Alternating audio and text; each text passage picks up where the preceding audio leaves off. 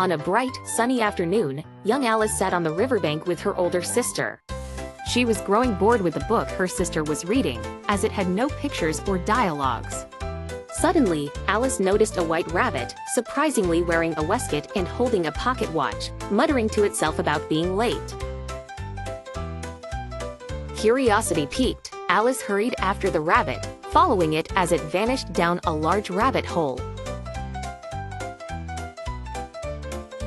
Without hesitation, she crawled in after it, only to find herself tumbling down an unusually long and strange tunnel.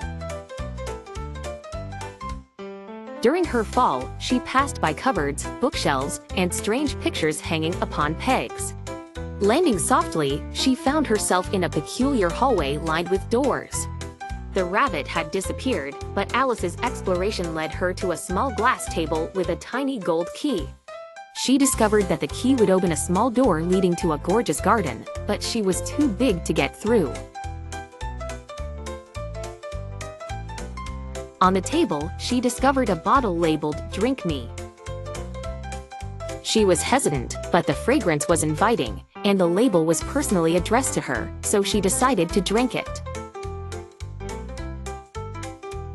Instantly, she began to shrink down to a tiny size, perfect for entering the door.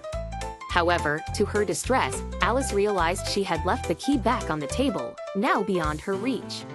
Her eyes fell on a box under the table containing a cake marked "Eat Me." With a bite, she grew massively, filling the room.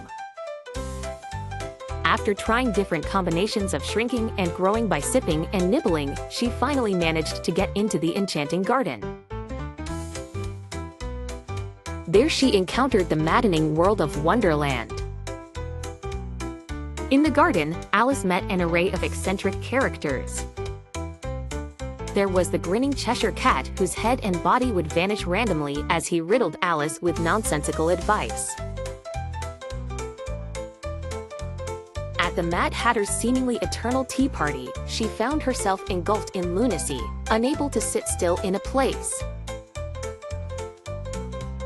Alice then encountered the Queen of Hearts, known for her unpredictable temper and frequent cries of "off with their heads."